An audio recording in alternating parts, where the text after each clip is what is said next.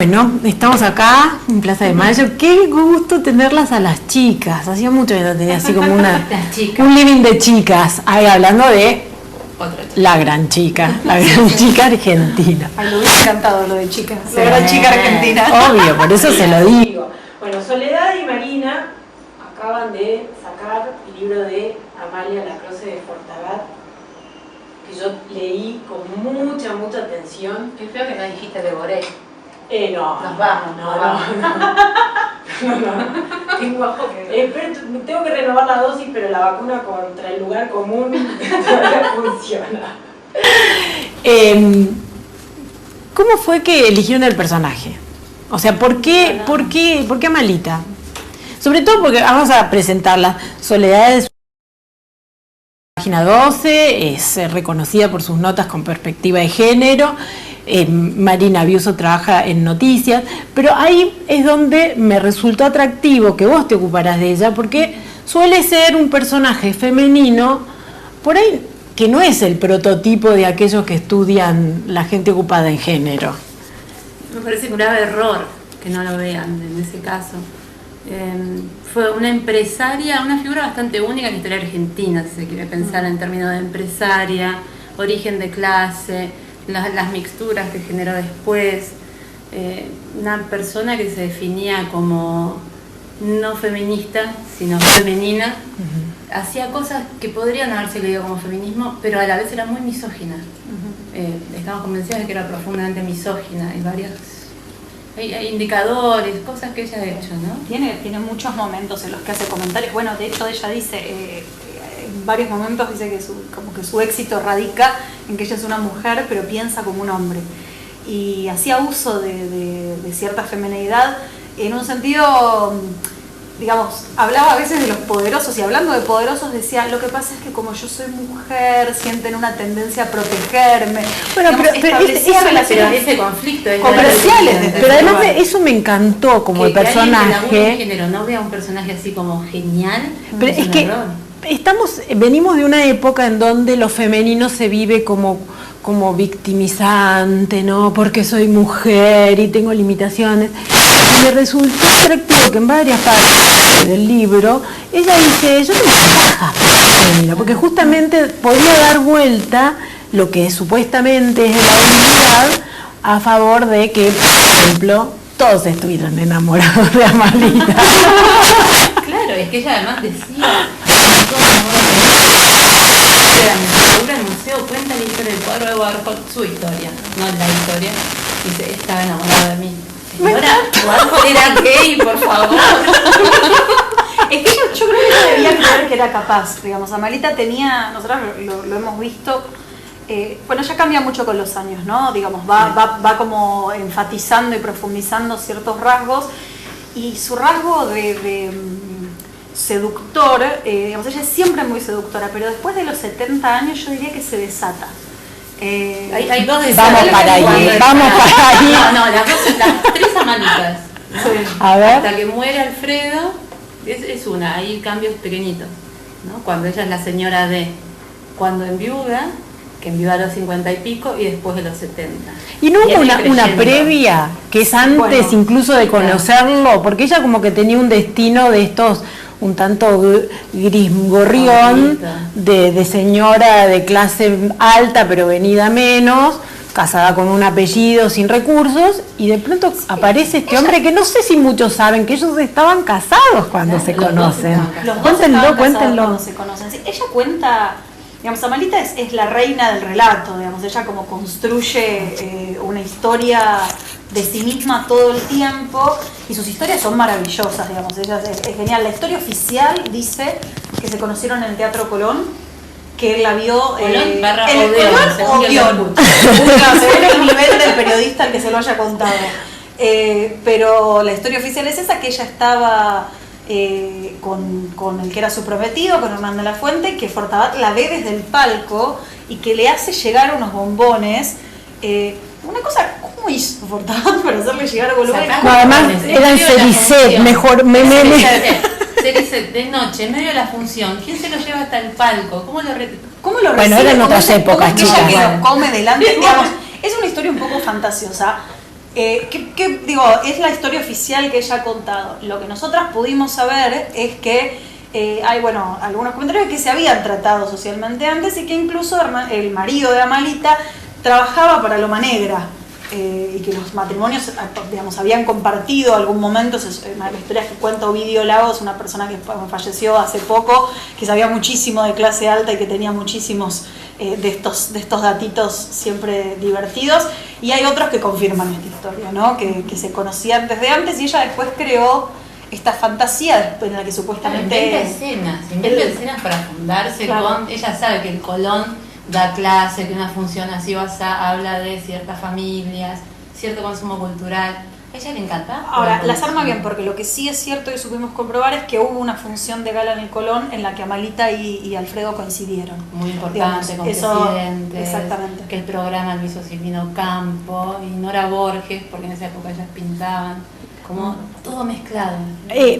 Me intriga el tema de las fuentes. Vos al final agradecés a todos los que no quieren aparecer.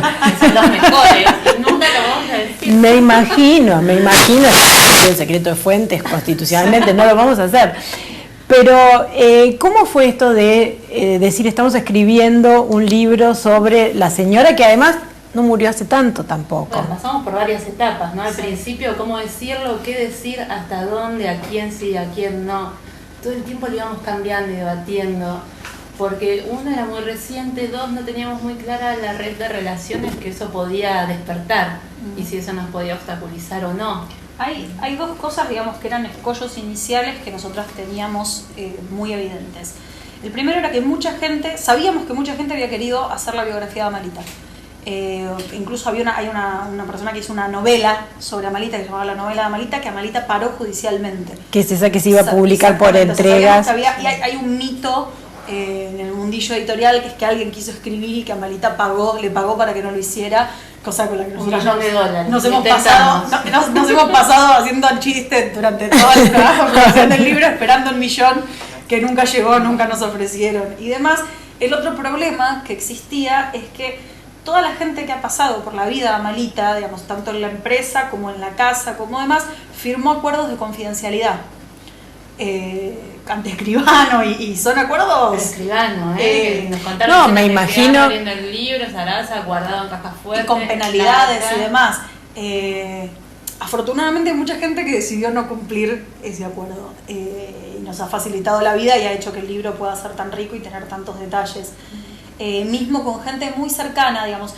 Fue muy sorprendente quiénes de los que nosotras planteamos en el principio, dijimos, bueno, tal seguro va a decir que sí, tal seguro va a decir que no. Tuvimos muchas sorpresas en ese sentido. Sí. Lo que nosotras estamos convencidas es que no es, digamos, no se trata específicamente de un mérito de nuestra capacidad de convicción, sino que tiene que ver con que Amalita fue un personaje tan insólito, tan raro, tan único, que la gente que la conoció lo quiere contar.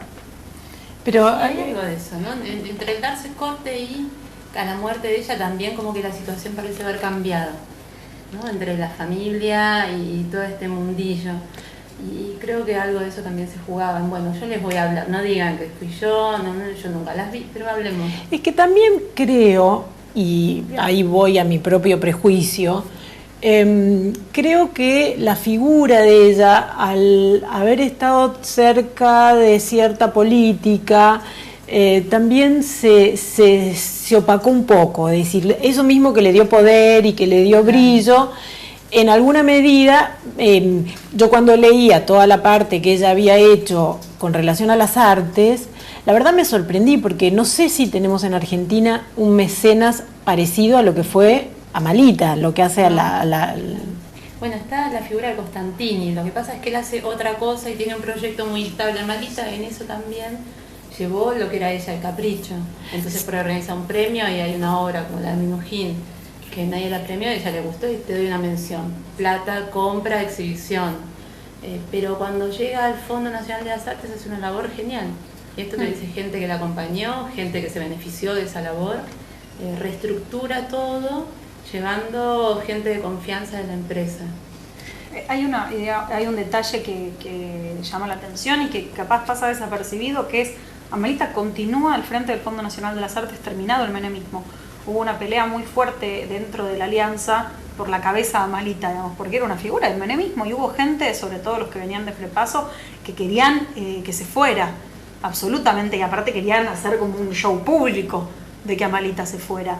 Y tuvo férreos defensores, y no solo por la amistad que la unía a ella con De la Rúa, sino porque había gente convencida de que la gestión de ella en el Fondo Nacional de las Artes era buena. Ahora, también hay todo como una parte social que vendría a ser la continuidad de lo que hacía Fortabat en la comunidad de Olavarría, pero también tenía dentro del capricho que se mostraba en el arte, era conmoverse por una noticia y decirle a la chica que estudiaba ese cuento de la chica esta. Pero esa historia es alucinante. Es alucinante. En 2002 o por esa época sale una nota en La Nación contando la historia de una chica llamada Daniela González, que tenía 15 años, estaba terminando su primera carrera universitaria, iba por la segunda, había terminado en secundario con buenísimas notas, era muy humilde, hija de un cabo de la policía bonaerense, y su madre, ama de casa, docente, pero ama de casa dedicadas a criarlas, a ella y a su hermana. La chica, es una historia de realidad que se remontaba bastante atrás. La chica desde muy temprano había demostrado que era súper inteligente y que le interesaban las ciencias naturales. A los 8 años se enteró que existía Eugenio el Sacerdote de Lustig. Se volvió loca y la quiso conocer. Sí, una cosa rara. Alucinante. Hay gente que vivía en Lanús, en una zona Merlo. Para mí, todo un poco por eso te digo que yo conozco. Yo no conozco mucho de clase alta, pero del conurbano. No, yo de capital para acá, para el norte, ojito con Lanús. Bueno, la madre entonces empieza a hacer rastreo, se contacta con el sacerdote de Lustig, le plantea y dice, bueno, vengan tal día. Nunca en la vida le había pasado al sacerdote de Lustig esto, que era una científica hipereminente ya, no reconocida acá hasta que poco de morir, pero bueno. Entonces el padre pide el día en la policía, va toda la familia a conocerla, va a almorzar con el sacerdote. Desde ahí tiene una relación, y sacerdote mucho tiempo quiso convencer a un periodista de La Nación, Jorge Rubillón, que finalmente hace la nota, de que haga una nota sobre esta chica, que es importante, que es un caso muy raro. Bueno, él no, y ella un día le pone el teléfono en el bolsillo y lo obliga. Él termina haciendo la nota. Amalita ve esta nota que salió en tapa de La Nación, se puso a llorar, llamó al periodista y le preguntó, ¿todo esto es así? Todo esto es así. Llamó a una persona de su confianza en la fundación, le dijo, lea esta nota, vaya a ver, investigue, yo le quiero ayudar. Terminaron comprándole una casa, le cambiaron la vida. La chica hoy, bueno, terminó las 2 carreras, no tiene 30 años. Hay una cosa de ese caso que a mí me pareció siempre muy divertido. Fue ya casi en los últimos años de Amalita, nunca se conocieron. Amalita nunca la vio en persona. Se hacían llamados, digamos, se habían llamado para las fiestas y demás. Cuando se recibió, siempre muy atenta, y nunca la conoció. Es una persona a la que le modificó la vida de manera absoluta. Radical, ¿no? Hay una frase que ella le dice a un secretario de Cultura, cuando dice... No querido. No querido. Cuando dice, usted no me dice nada nuevo, usted quiere lo que yo tengo y eso me pasó toda la vida. Me pasó una lucidez. Hubo casos, bueno, ahora está, me parece, el de este desaparecido Moreno, pero ¿cómo se enfrentaron a esos casos? Es decir, también a mucha gente que no la quiere, la quiere bien. Hay una cosa que me había quedado en el tintero, que en algún momento que estábamos hablando de las cosas que nos pasó ante las fuentes. Hubo algunas que preguntaban, ¿iba a ser a favor o en contra el libro? Esa pregunta apareció muchísimo y era, tratar de explicarle que no era ni a favor ni en contra, que iba a ser el todo. Bueno, pero ahí nos mata el prejuicio que tenían las fuentes, y por ahí no fuentes, pero gente que nos daba una mano con varias cosas, decir, vos trabajás en tal lado y ella en tal. Bueno, ¿cómo pueden ser amigas? ¿Cómo pueden ser amigas? ¿Cómo pueden trabajar? Eso fue maravilloso, porque en algunos lugares, digamos, que yo trabajara en noticias les daba como cierta, qué tranquilidad. Está con tranquilidad, y nosotros era la tranquilidad por página 12, y alguna vez ha pasado que hablaran con una de las dos, nos sentáramos las dos y ver que alguien tenía una CB delante de nosotros. ¿Pero cómo? Página, noticias, discutan ahora, ¿viste? Ay, qué tremendo. Y eso por ejemplo, decía, entrar a estos casos y a estas cuestiones, A nosotros lo que nos pasó con el caso de Moreno es que, bueno, el caso aparecía. Nosotros las primeras personas con las que hablamos, digo, para poner un poco en contexto de qué se está tratando, es un caso, al momento de la muerte de Amalita se estaba terminando justamente un juicio en Tandil en el que se condenaron a civiles y militares por la desaparición de Carlos Alberto Moreno, que era abogado laboralista, era militante de Montoneros y fue secuestrado en Olavarría en 1977, estuvo unos días secuestrado, consta que se lo torturó, se lo asesinó, se recuperó el cuerpo, está enterrado en La Plata. Y al momento de su desaparición y secuestro llevaba 6 casos contra Loma Negra por cuestiones laborales, por silicosis. Claro, una enfermedad incapacitante y que terminaba en la muerte, se llenaba de polvillo los pulmones, una cosa muy tremenda.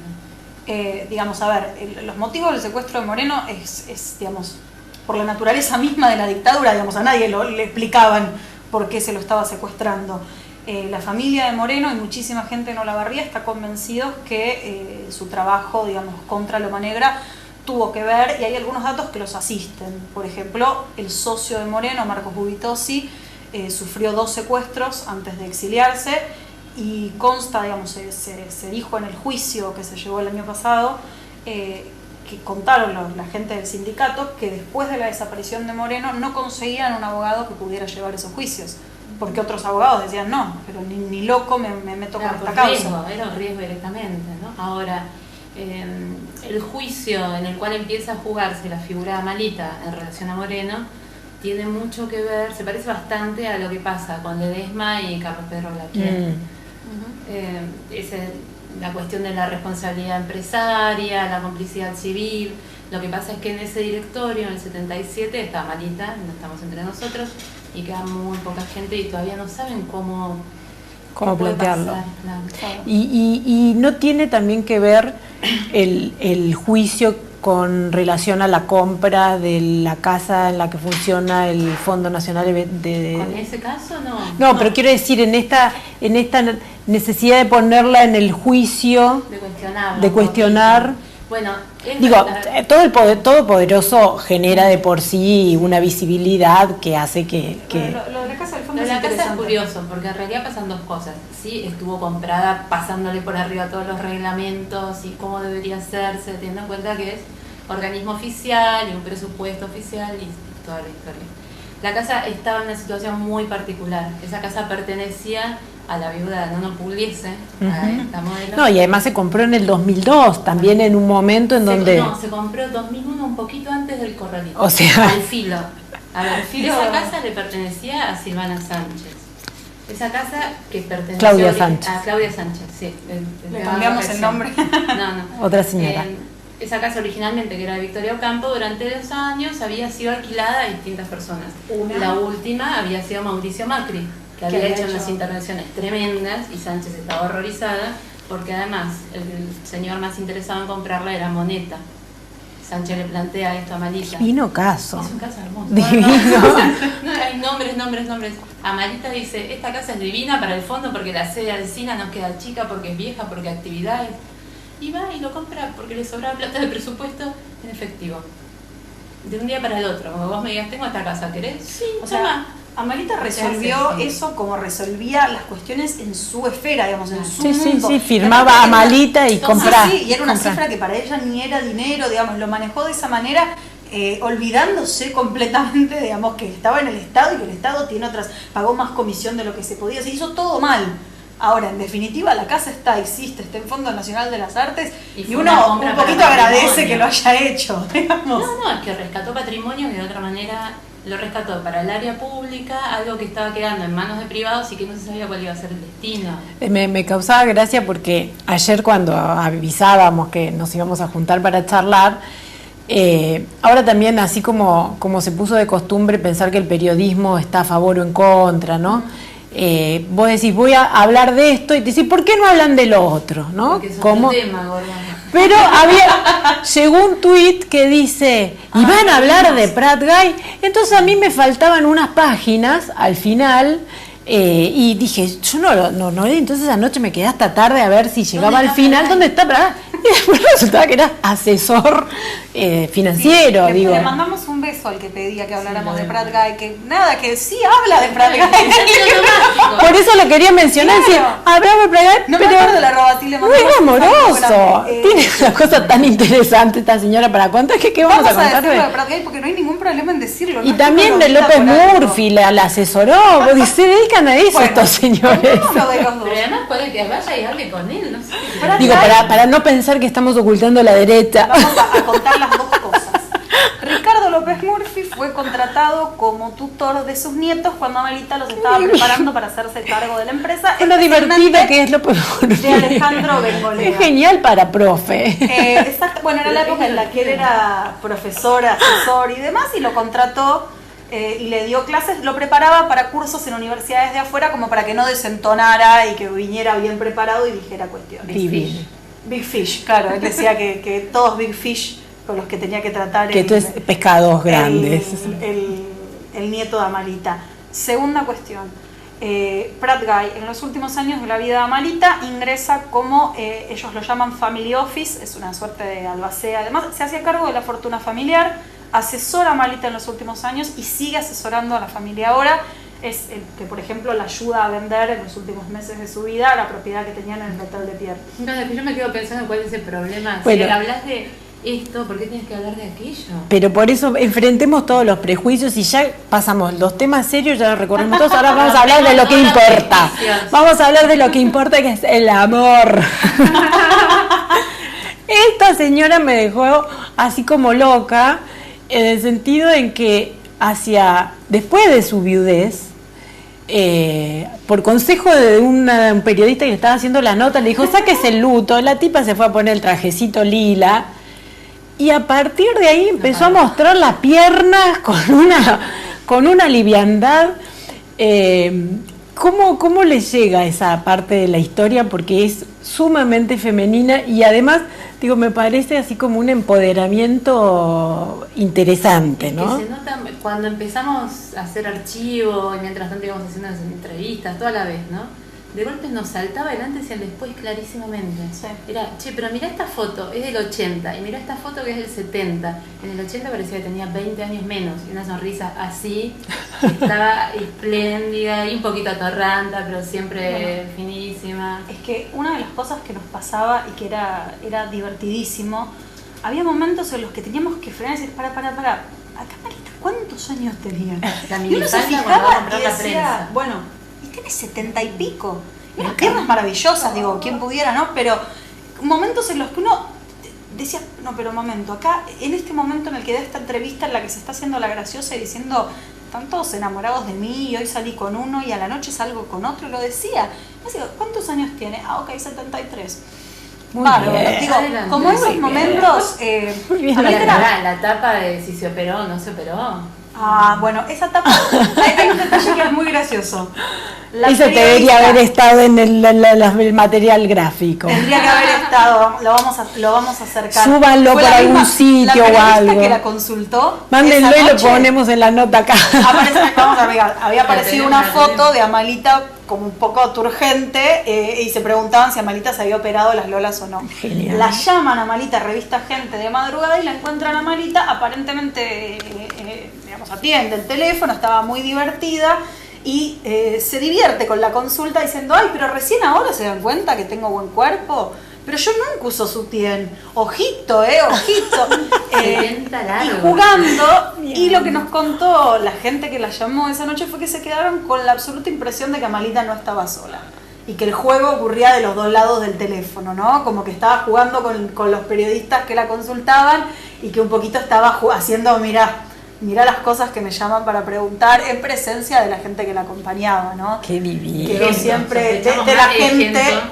que la acompañaba. Bueno, de hecho, o sea, después de los 70 tuvo como dos romances o relaciones o amigos muy Sí, ella cercanos, nunca diría romance, nunca. digamos amigos muy cercanos, ¿cómo lo llamaba?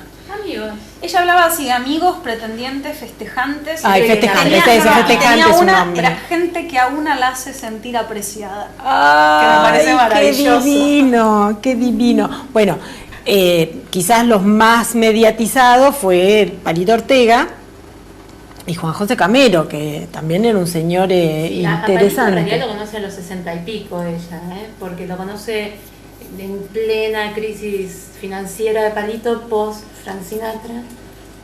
Le da alguna mano cuando él está recorriendo el país tocando la guitarra para recaudar los millones de dólares que después tenía que poner. Claro. Y desde entonces nunca habían dejado de verse. Fue una amistad muy fuerte la que tenía con Palito y sorprendía, ¿no? Porque parecían dos figuras que a primera vista no tenían mucho en común. Y sin embargo se mantuvieron muy cerca durante muchísimo tiempo. Ella hablaba muy bien de Palito y la gente dice que Amalita tenía debilidad, sí, que si llamaba por teléfono ella corría a atender, digamos, como que le daba muchísima prioridad. El punto, digamos, que hace que esta relación, esta amistad salga a la luz es la tapa de Revista La Semana en 1987 que los encuentra paseando juntos por Roma con Palito, digamos, abrazándola a Amalita, que llamó muchísimo la atención. Fue así como un pequeño escándalo que se manejó con, digamos, cierta discreción. Ella no dio muchas explicaciones, Palito no habló poquitos Palito días. no vivía acá, Palito en ese momento vivía en Miami, con lo cual... Bueno, y muy poquitas semanas después era el cumpleaños de 15 de Julieta Ortega, que decide pasarlo en Buenos Aires y recibe en Buenos Aires un regalo muy importante, un anillo, importantísimo regalo de Amalita. Vamos, y así quedó esa historia. Con Camero, cuando ella empieza a frecuentar y a tener esta amistad con Camero, ya había pasado los 70. Fue en plena década de los 90. Un dato que quizás la gente no recuerda es que Camero era agregado cultural en Paraguay. Ah, yo muchos tampoco años, lo tenía. muchos años. Exactamente, bueno, Camero fue agregado cultural en Paraguay. Los 90 es una época en la que muchas cosas las hemos olvidado, bueno, pero eso pasó. Ya nos recordaremos de décadas. Eso de otras pasó décadas. y él vino una vuelta de Paraguay y la acompañó a Amalita a ver a Sandro. Fueron juntos a ver a Sandro, ahí lo fotografiaron. Y le trajo de regalo una Biblia y un libro de poemas en Ayoré, creo que es otro, que no es guaraní, lo habían traído. Y también pasaron juntos un año nuevo en Punta del Este. Sí, esa fue otra de los momentos en los que se los retrató y se los vio juntos. Hay una socióloga española que tiene un libro en donde trata de analizar qué le pasa a estas mujeres de poder, y ella propone como categorías, de, bueno, este tipo de mujeres, sobre todo, estamos hablando de mitad del siglo pasado, o sea, que vivieron en pleno momento de construcción de lo femenino, de liberación de la mujer, y ella dice que son o herederas o heridas. Es decir, que la mujer que no goza del beneficio de una herencia suele tener el estigma de haber peleado y de tener como las marcas de la lucha en su cuerpo. Y bueno, la Croce es a todas luces una heredera. Pero es una heredera que gozosa, exactamente, y que incluso superó, me parece que públicamente, digamos, la construcción de la idea. No, ojo, nosotras nos quedamos muy asombradas a medida que vamos laburando con la importancia de la figura de Fortabat. Es algo que de Alfredo Fortabat. Es algo que hoy no tiene tantas dimensiones, no podemos ni mencionarlo. Alfredo fue una persona muy importante, era como el industrial argentino por antonomasia, cuando todavía en Argentina eran muy importantes los terratenientes y lo agropecuario, entonces él era lo moderno y fabricaba cemento a lo loco y viajaba y siempre había cámaras esperándolo. Alfredo, una vez hay un móvil de Pipo Mancera toda una tarde, porque el avión en el que él salía a Olavarría había tenido un problema, no iban a poder seguir volando y tenían que sobrevolar Aeroparque para gastar la gasolina y poder aterrizar, y era, se va a matar, no se va a matar. Pipo Mancera. No, y tuvo también, digamos, él tuvo una relación muy estrecha con Frondizi. Hizo de alguna manera el trabajo que después iba a hacer Amalita en los 90, ¿no? Él no tuvo el cargo, pero cuando Frondizi está por asumir la presidencia, él sale un viaje a Francia en un plan de atraer inversiones y además muy parecido a lo que después hizo Amalita como embajadora plenipotenciaria. Digamos, Amalita le agrega una dimensión mediática muy exacerbada y un montón de cuestiones. En otra época. Está bien, Es exactamente, eso. pero no deja de ser la mejor alumna de Alfredo Fortabado. Digamos, ella después le dio su giro propio y una impronta femenina imposible de ignorar, pero lo aprendió ahí. Bueno, para ir cerrando, les quiero agradecer el libro. Bueno, tuvieron la gentileza de enviármelo, que se vinieron a conversar. Y digo, para cerrar y que de Amalita se encargue, ya compren el libro que está buenísimo, me llama la atención la sorpresa de muchos colegas entrevistándolas. O sea, que hay como cierta... ¿En qué sentido? En esta cosa de que, ¿qué preguntamos? Fuera. ¿Qué preguntamos? Y entonces dice, bueno, y su relación con el poder y todo, y decir, notan que también hay como una sorpresa del resto de los periodistas con el personaje. Y en parte sí, ¿no? Pero nosotros también jugábamos con eso, porque Amalita al morir, hacía 5 años estaba como recluida, retirada de la vida pública, estaba muy mayor, le fallaba el cuerpo, y no solo el cuerpo, porque sabemos que en su último cumpleaños, que fue mucho más chiquito, nada que ver con esos cumpleaños menemistas, 300 personas, eran 30 personas, una comida, un brindis, punto. Ella había gente que no reconocía. Entonces, los últimos 5 años de Amalita se dibujó, y lo anterior inmediato era el menemismo. Había mucho por rescatar. Yo creo que lo que pasa también es... A ver, nosotras tuvimos... Marcelo Lotoviaga tuvo la gentileza de hacer el prólogo del libro, y él arranca con una frase que a mí me pareció, cuando nos lo mandó y lo leímos, nos pareció genial. Dice, nunca hubiese comprado este libro. Yo creo que le pasa a muchísimos colegas que de repente dicen, Amalita, ¿y por qué el libro de Amalita? Y lo empiezan a transitar, o te empiezan a decir, bueno, viste, a veces pasa que uno llega y dice, bueno, ¿de qué podemos hablar? Nosotras podemos con que hay Amalita para todos, ¿no? Claro, Digo, sí. hay un capítulo que está dedicado al equipo de fútbol que tuvo Amalita. Sí, se nos pasó. Hay pero un montón de cosas que dejémoslo. Hemos tenido entrevistas en las que hablamos netamente de Amalita y el poder, absolutamente de Amalita y dictadura. Nos hicieron una nota en la que hablábamos de los diseñadores que le gustaban a Amalita y su costado más frívolo. Nosotras jugamos con que haya Amalita para todos, y la verdad que nosotras creo que parte del gusto que tenemos las dos, y que por eso fue como tan grato el trabajo de hacerlo además, es que no le escapamos a ninguno. Se buscó con el mismo rigor y con el mismo... la parte más chiquitita, como saber qué lápiz labial usaba Amalita, hasta tener los detalles del juicio por la desaparición del abogado Carlos Moreno. Le dimos todo tiene muchísima importancia porque todo es ella. Quedamos con esto. Amalita para todos y todas. Muchas gracias y felicitaciones por el libro. Gracias.